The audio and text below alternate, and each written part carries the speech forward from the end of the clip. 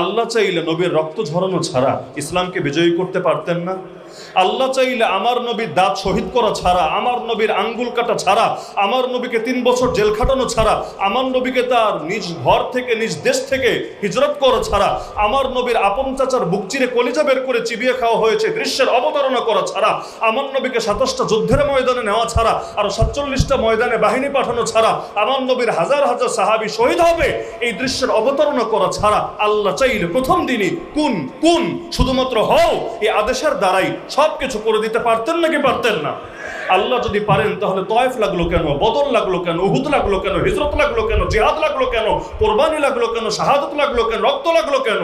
এজন্য না যে আমার আল্লাহ এগুলো ছাড়া পারেন না, বরং এজন্য সব যদি আল্লাহই করে দেন ফেরেশতা দিয়ে, আল্লাহই করে দেন নির্বাহী আদেশ দিয়ে, আল্লাহই করে দেন জাস্ট কুন ফায়াকুন দিয়ে, আমার দাম বাড়বে কিভাবে, আপনার দাম বাড়বে কিভাবে, কিয়ামতের দিন পুঁজি কি হবে, আল্লাহর সামনে নিজের আমল হিসাবে হাজির করব কোন জিনিসকে? সুতরাং কিছু রক্ত যদি ঝরে দেখাতে পারবো আল্লাহ রক্ত তোমার দ্বীনের জন্য ঝরেছে। গায়ে যদি কিছু আঘাত লাগে দেখাতে পারবো তোমার দ্বীনের জন্য আঘাত লেগেছে। আপনজন যদি শহীদ হয় আল্লাহকে বলতে পারবো আমার আপনজন তোমার দ্বীনের জন্য কোরবান হয়েছে। সম্পদ যদি কিছু ব্যয় করতে পারি আল্লাহর রাস্তায় বলতে পারবো আয় আল্লাহ আমারও কিছু সম্পদ ব্যয় হয়েছে তোমার দ্বীন এগিয়ে যাওয়ার পথে, প্রচারের পথে, প্রতিষ্ঠার পথে। এগুলোই হবে নাজাতের ওসিলা। ইয়া আইয়ুহাল্লাযীনা আমানুত্তাকুল্লাহ ওয়াবতাগু ইলাইহিল ওয়াসিলা। হে ইমানদাররা আল্লাহকে ভয় করো এবং তোমরা ওসিলা তালাশ করো। তাহলে এরকম ওসিলা হওয়ার মানসিকতা আছে তো আলহামদুলিল্লাহ। 200 কোটি মুসলমান যদি আজকে সকলে ওসিলা হওয়ার মানসিকতা রাখতো মুসলমানদের প্রথম কিবলা বহু আগেই স্বাধীন হয়ে যেত। কিন্তু সংখ্যায় হবে 200 কোটি, কিন্তু কেউ করতে রাজি না। আমরা হয়েছে সেই বনি ইসরাইলের মতো যারা নবী মুসাকে বলেছিল আমাদের লাগবে কেন, তুমি পারো না, তুমি যাও তোমার খোদাকে নিয়ে, তোমরা গিয়ে লড়াই চালিয়ে দাও আর আমরা এখানে বসে বসে তামাশা দেখব। আমাদের হয়েছে এই হালত। ওয়াবা'আথ ফীহিম রাসূলাম মিনহুম, এই জাতির ভেতরে তাদের মধ্য থেকেই একজনকে রাসূল হিসাবে প্রেরণ করেন। মানে আসমানের ফেরেশতাকে রাসূল হিসাবে পাঠাবেন এমন না, এই মানুষের ভেতর থেকেই একজন মানুষকে আপনি রাসূল হিসেবে প্রেরণ করেন।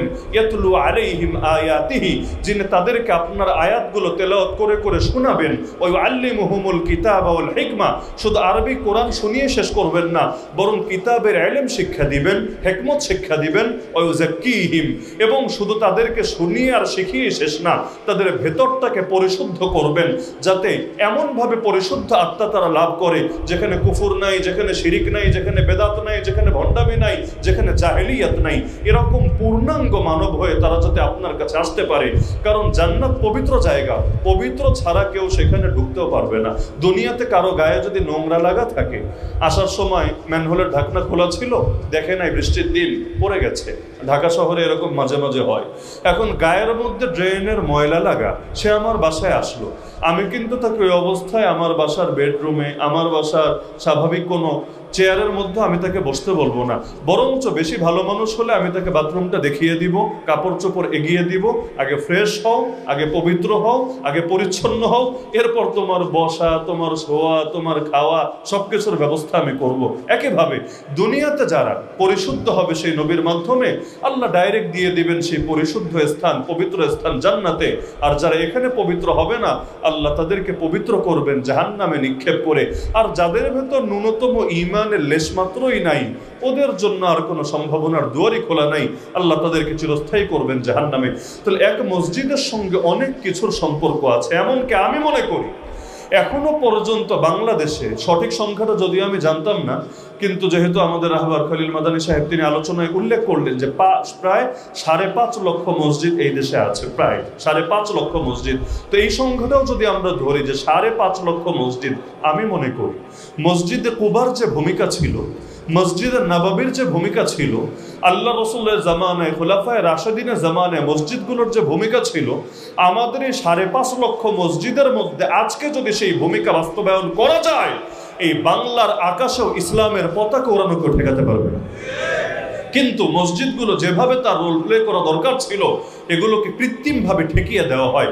আমরা তো থাকি বাংলাদেশে, এজন্য মাঝে মাঝে মসজিদের কদর বুঝি না।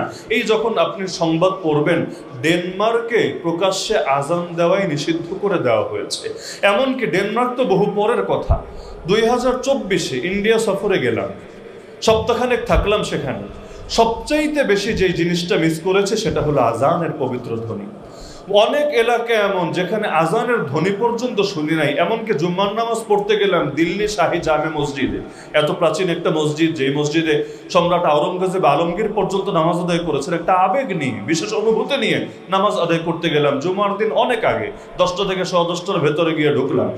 এখন ঢোকার পর প্রথমে একটু বিব্রত বোধ হচ্ছিল এই কারণে যে এটা কি মসজিদ নাকি পর্যটন স্পট, কনফিউজড হয়ে গেলাম। কারণ এমনভাবে নারী পুরুষ এবং নারীদেরও তো পোশাক, এগুলো আর হালত বলার মতো না, গণহারে আসা যাওয়া করছে এবং 12টা পর্যন্ত এভাবেই তারা আসা যাওয়া করেছে। কেউ এখানে তাদেরকে বাধা দেওয়ারও সুযোগ নাই, কারণ এটাকে সরকারি একটা পর্যটন স্পট হিসেবে ঘোষণা দিয়েছে।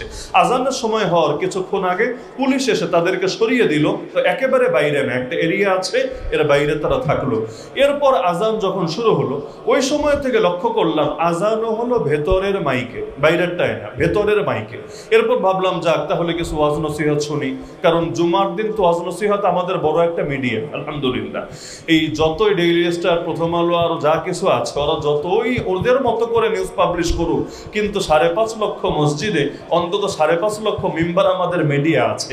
এবং যতদিন পর্যন্ত এই মিডিয়াগুলো আমাদের থাকবে, ওই শুক্রবার দিন 20 মিনিটই হোক, আধা ঘন্টাই হোক আর 1 ঘন্টাই হোক, অনেক সাজানো গোছানো আলোচনাই হোক অথবা বিক্ষিপ্ত কিছু কথাবার্তাই হোক, কম হোক আর বেশি হোক, সব জায়গায় তো একরকম হবে না। কিন্তু আমি মনে প্রাণ বিশ্বাস করি যতদিন পর্যন্ত এই মিডিয়াগুলো থেকে তাওহীদের কথা, রিসালাতের কথা, দ্বীনের কথা, শরীয়তের কথা, আখিরাতের কথা উচ্চারিত হবে, নাস্তিকরা যতই ষড়যন্ত্র করুক, বামরামরা যতই চেষ্টা করুক, সেকুলাররা যতই ধান্দা করুক, ওরা এই জাতিকে গণহারে কিছুতেই বেঈমান বানাতে পারবে না।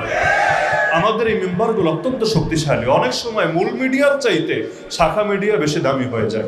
আমরা জুলাই আন্দোলনে দেখেছি মূল মিডিয়ার কয়টা মিডিয়ার ভূমিকা ছিল, অনেকে তো এই খবরগুলো তুলে ধরতো না, কিন্তু সোশ্যাল মিডিয়া এতটা শক্তিশালী হয়ে গিয়েছিল ওই মূল মিডিয়ার ধার ধারতো না। আলহামদুলিল্লাহ অনেক ক্ষেত্রে এই মসজিদগুলো এমন কিছু ভূমিকা পালন করে এখনো পর্যন্ত, যদিও মাঝে মাঝে অনেকে অনেক রকম ক্লিক লাগানোর চেষ্টা করে, মসজিদের ইমামদের খুতবা নিয়ন্ত্রণ করার, মাহফিলে বক্তাদের বক্তব্য নিয়ন্ত্রণ করার বহু রকম চেষ্টা তারা করে থাকে, আল্লাহ হেফাজত করুন।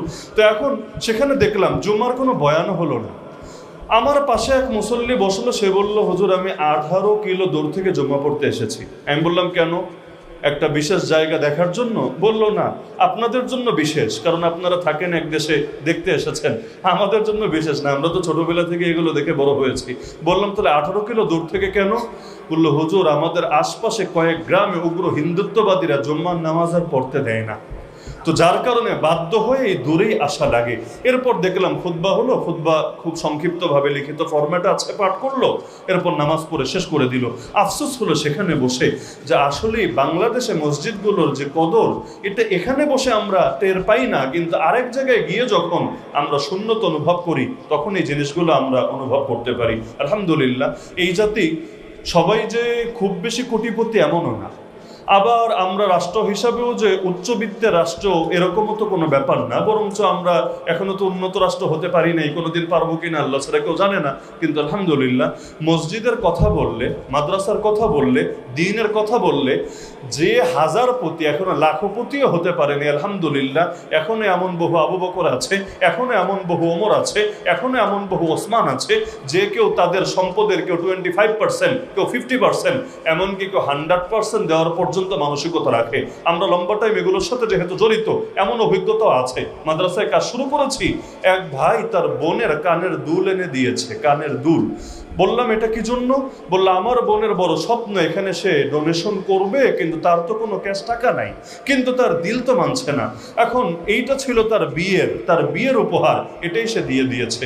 শুনে আমি বললাম ভাই এটা আমার কাছেও জিনিসটা একটু আবেগে লাগছে। তা আল্লাহ তো আমাদেরকে যা দিয়েছে চলবে ইনশাআল্লাহ, মানুষরা দান করছে, অবলীলায় দান করছে। তা আপনার এই বোনের যেহেতু বিয়ের উপহার এবং বিয়ের স্মৃতি, এটা থাক, আমরা তার জন্য দোয়া করব, তার কথা ঘোষণাও করে দিব ইনশাআল্লাহ। কিন্তু এটা আপনি তাকে ফিরিয়ে দেন, বললেন যে হুজুর দেখেছে, এরপর ফিরিয়ে দিয়েছে। আমার সামনে ফোন দিল, ওদিক থেকে দেখে কান্নাকাটি শুরু হয়ে গিয়েছে যে আজকে আমার ক্যাশ নাই বলে আমাকে একটু দ্বীনের খেদমতের সুযোগ দিবে না, আমাকে একটু শরীক করবে না। সুতরাং এটা যদি তিনি না নেন আমি আল্লাহর কাছে বিচার দিব। আমি মনে করব আমি একটা দ্বীনের খেদমত করতে চেয়েছিলাম কিন্তু আমাকে করতে দেয় নাই। বহু এলাকায় মাহফিলে গেলেও দেখি মুরগির ডিম পর্যন্ত দিয়ে দেয়, আপনারা দেখেছেন কিনা আমি জানি না। মুরগির ডিম, গাছের লাউ, নিজের পালা হাঁস মুরগি এগুলো পর্যন্ত দান করে দেয়। তো হুজুর আমার টাকা নাই, এগুলো দিলাম, নিলামে বিক্রি করে এরপর আপনি আল্লাহর ঘরের খেদমতে লাগান। তো আলহামদুলিল্লাহ, পকেটের টাকা কম থাক আর বেশি থাক, কিন্তু আল্লাহ তাআলা এমন একটা দিল দিয়েছেন, বিশেষ করে নারীদেরকে এমন একটা দিল দিয়েছেন আলহামদুলিল্লাহ, যারা মাদ্রাসা মসজিদের জন্য অবলীলায় নিজেদের সবকিছু কোরবান করতেও দ্বিধা করে না। তো এই যে বাংলাদেশ মসজিদ মিশন সূচনাও তো হয়েছিল, এখানে তো মসজিদ মিশনের সম্মানিত সভাপতি আলোচনা করেই গেলেন। এমন একটা কঠিন সময়, যেই সময়ে ডাইরেক্ট ইসলামের নামে বেশি কিছু করার সুযোগ ছিল না, ইসলামের রাজনীতিও ছিল আইনত নিষিদ্ধ। বাংলাদেশে যেই পরিমাণ ৭১-এর আলোচনা হতো সুবহানাল্লাহ, এমনকি জেলখানায় যেই কয়দিন ছিলাম, বেশি না মাত্র 1 বছর, ওই জেলখানে 1 বছরে থাকতে ওই সময় তো, এখন জেলে সময় তো কাটাতে হবে, কাটাবো কি করে? এখন বই পড়াটাই তো আমাদের সময় কাটানোর সবচাইতে ভালো হাতিয়ার। এখন জেলখানায়, সেই জেলখানার ভেতরে লাইব্রেরিতে আর বই পাবো কি? তো আলহামদুলিল্লাহ আমাদের ভাইয়ের একটা কাজ খুব ভালো মতো করেছে, এবং এটা সারা দেশে কিনা আমি জানি না, আমি অভিজ্ঞতা লাভ করেছি কাশিমপুরে। রোকন সিলেবাস বলতে যা আছে সব বিদ্যমান আছে সেই জেলখানার লাইব্রেরির ভিতরে। কিভাবে ঢোকালো, কে কবে ঢোকালো আল্লাহ ভালো জানে। এমনকি বহু বই এমন যেগুলো আগেও পড়েছি, কিন্তু এরপরও আবার first to last, line to line, জেলে বৈশা কাজ তো নাই, তাফসির ফি জিলালিল কোরআন বলেন, তাফহিমুল কোরআন বলেন, আরো যা কিছু আছে এখানে বসে বসে বসে বসে পড়লাম। এক পর্যায়ে ধর্মীয় গ্রন্থ পড়া শেষ, মানে ইসলামে যত বই ছিল পড়া শেষ। এখন কি করা যায়? এখন শুরু করলাম তাহলে জাগতিক যা আছে, রবি ঠাকুরের বই, এই বই সেই বই, এগুলোও শেষ। এখন বাকি আছে দেখে খালি ৭১, মুক্তিযুদ্ধের চেতনা আর তথাকথিত জাতির পিতা, ব্যাস এগুলোর শুধু জীবনী। ভাবলাম যাক, তাও সময় অন্তত যেহেতু কাটাতে হবে, এইগুলোই পড়ি। পড়তে পড়তে একদম যা কিছু আছে এগুলো মোটামুটি পড়ে শেষ করে ফেললাম। তো এখন এইগুলো পড়তে পড়তে গিয়ে যেটা উপলব্ধি করলাম, যে যেই হারে তারা ৭১-কে গিলাতে চেষ্টা করেছে, তো এখন যার সাথে ৭১-এর হাইলাইট করার জন্য এত কিছু সাজিয়েছে, তার জীবনে তো আরো কয়েকটা বছর আছে, ৭২, ৭৩, ৭৪, ৭৫, ৭১ প্রসঙ্গে এত কথা, এমনকি সর্বশেষ এসে ৭২ আর ৭২-এর সংবিধান পর্যন্ত থেমে যাওয়া, এর পরেরটা কই? ৭৩ গেল কই? ৭৪ গেল কই? ৭৫ গেল কই? তখনই মন সাক্ষ্য দিত, আরে এই ইতিহাস যদি তুলে ধরে, তাহলে এই দেশে ইসলামের বিরুদ্ধে কি করেছে, আলেমদের বিরুদ্ধে কি করেছে, ইসলামী আন্দোলনকে থামিয়ে দেওয়ার জন্য কি কি ষড়যন্ত্র করেছে, এমনকি কত শত শত মাদ্রাসা পর্যন্ত সেই সময় খোলার সাহস হয় নাই, বন্ধ করে রাখা হয়েছে, এগুলোও তো জাতির সামনে উঠে আসবে। অন্ধকারকে তারা জাতির সামনে উঠিয়ে আনতে চায় না, তারা ভয় পায় যদি এটাকে আড়াল রাখতে পারি তাহলেই কামিয়াবি, না হলে এই দেশের পরতে পরতে ইসলাম মিশে আছে। এই দেশের মানুষ নামাজ রোজা যদি কম করেও, তো তাদের ভেতরে ধর্মের প্রতি আবেগ অনুভূতি 100% আছে, এমনকি দ্বীনের জন্য প্রয়োজনে জান পর্যন্ত কোরবান করে দিতে পারে। এরা যদি সবাই জেনে যায় যে ওদের বড় নেতা একসময় আলেমদের পেছনে লেগেছে, ইসলামী আন্দোলনের পেছনে লেগেছে, ইসলামী রাজনীতিকে নিষিদ্ধ করে এই দেশকে বামরামদের আখড়া আর বিভিন্ন সেকুলারদের আখড়ায় পরিণত করতে চেয়েছে, তাহলে ওই নাম দিয়ে চেতনা ব্যবসা করা জাতি একদম ছুটে আছে। এজন্য এটাকে আড়াল করে রাখতো। কিন্তু আলহামদুলিল্লাহ কাজ কখনো থেমে থাকে না, কোনো ব্যক্তির জন্যও থেমে থাকে না, কোনো বাধার কারণেও থেমে থাকে না। আল্লাহ একভাবে না একভাবে কাজ করায় নেন, কারণ এই দ্বীনের হেফাজতের দায়িত্ব নিয়েছেন কে? দুনিয়ার সব হুজুর মাইরা ফেললো, আল্লাহর দ্বীনের ক্ষতি হবে না।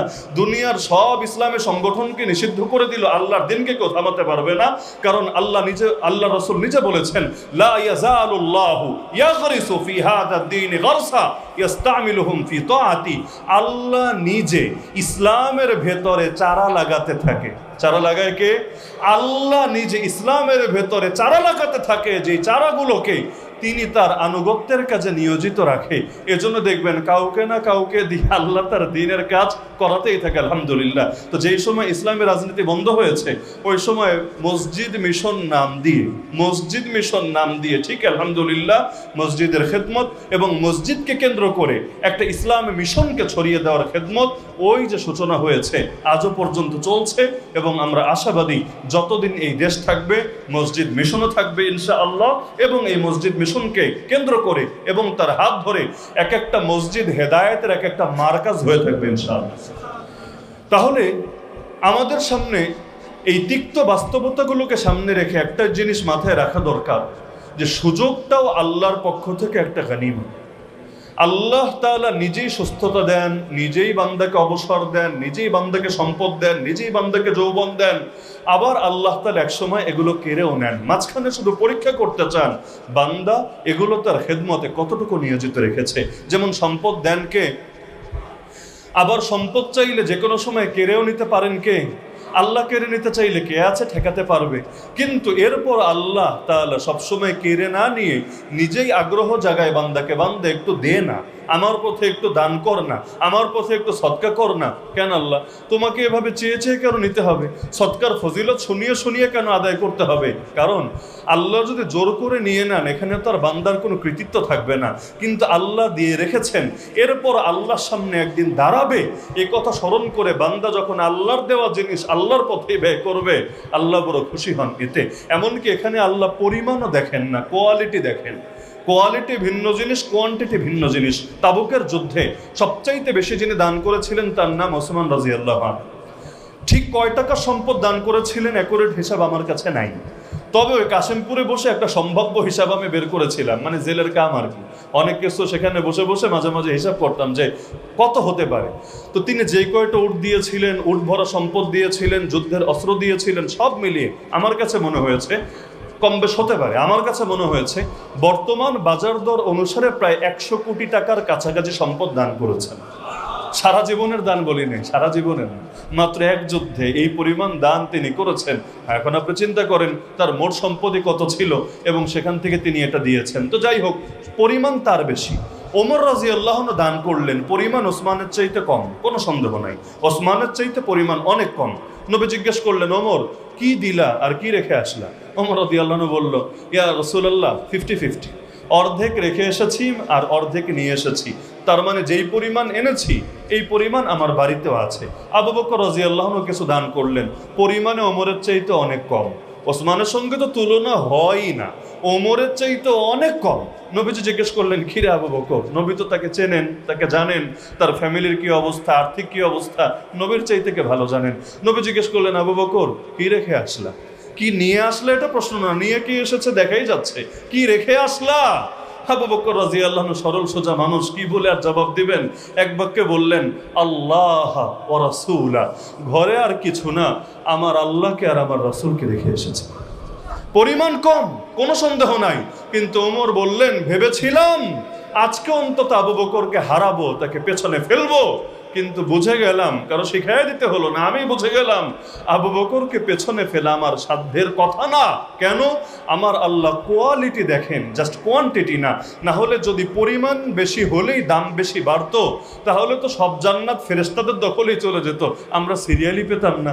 এমনকি আগেকার উম্মত যাদের হায়াত ছিল শত শত বছর, হাজার বছর, ওরাই চলে যেত সবার আগে জান্নাতে, আমরা পড়ে থাকতাম সবার পেছনে। কিন্তু ছোট একটা হায়াত, গড় আয়ু 60 থেকে 70-এর মাঝে, কিন্তু আলহামদুলিল্লাহ আসলাম সবার পরে, যাব সবার আগে।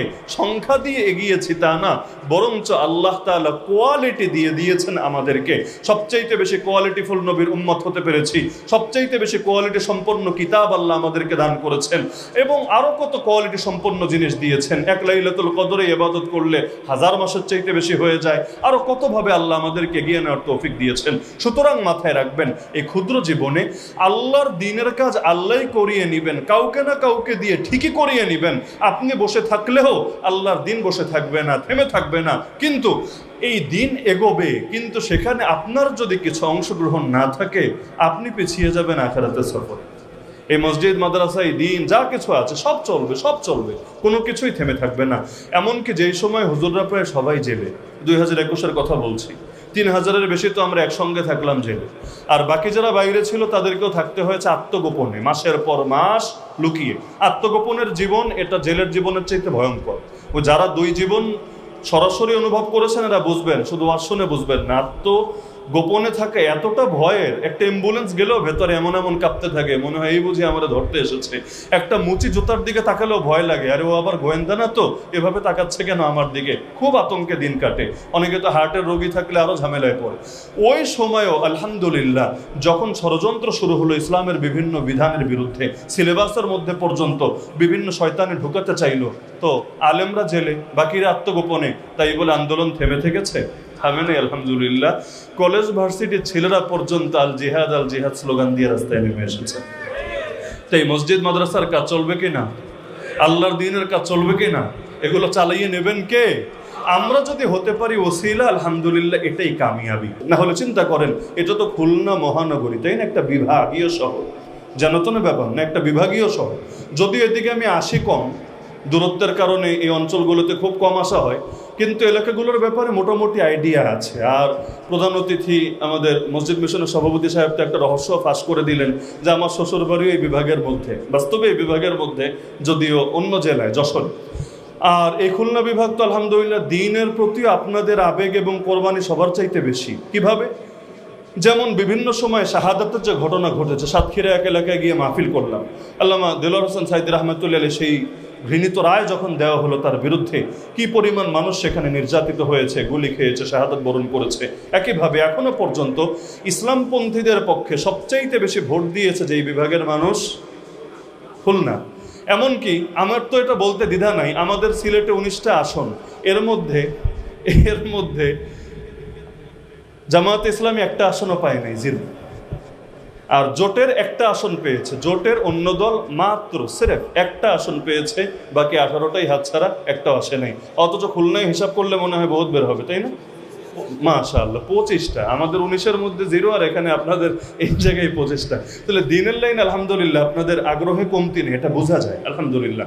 আর কিছু মেকানিজম ইঞ্জিনিয়ারিং তো হয়েছে, যদি না হতো সংখ্যা হয়তো আরো বাড়তো, এবং আগামীতে বাড়বে ইনশাআল্লাহ, আমি আশাবাদী বাড়বে ইনশাআল্লাহ।